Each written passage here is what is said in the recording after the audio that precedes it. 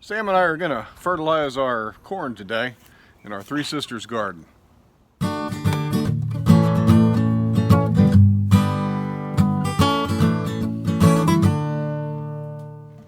There we go. That's well, a little. Give it another squeeze. That?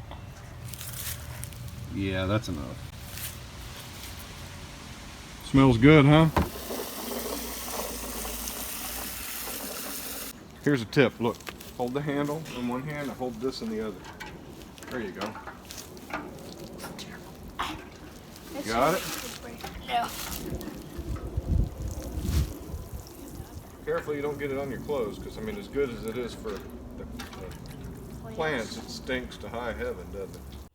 In Samuel's Three Sisters garden, we've been inspired by methods used by Native Americans from as far away as Oaxaca, Mexico, all the way to New England, where the Wampanoag tribe used fish to fertilize their corn. We had always learned in history about when the Pilgrims came to the New World to escape religious persecution. They met up with the Native Americans, and it was for their good that they did. It saved their lives. The Wampanoag tribe was very gracious and taught the Pilgrims how to grow some of the native crops. They taught them how to grow corn. And what they would do is we've always heard about how they would put a fish in the ground before they planted their seeds. They would harvest herrings from the river, and they would plant a herring with each seed, and that would fertilize the plant and it would grow better. That's what fish emulsion is. Fish emulsion is basically rendered down fermented fish. And today it's made with leftovers from the fish canning and fish industry. You can make your own if you have some buckets and access to some fish and sawdust and some neighbors that don't mind the stench. They say that this stuff is deodorized, but it's not really odorless. It has a very peculiar smell that dogs really like.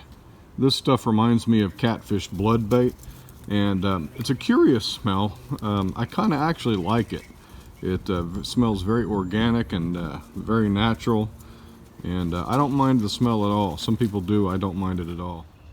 Fish emulsion, the stuff I'm using, has a 511 NPK rating. So that's high nitrogen compared to the phosphorus and potassium.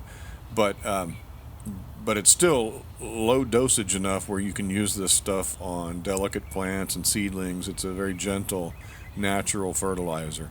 It really gives the plant a good head start. And that's what we want for our corn. Corn is essentially grass, and we want this to grow strong and leafy and get real green. Thanks for joining us on Black Gumbo Southern Gardening. We're glad you joined us today. Please like our video, subscribe to our channel, and leave a comment if you can. Take care. Bye-bye.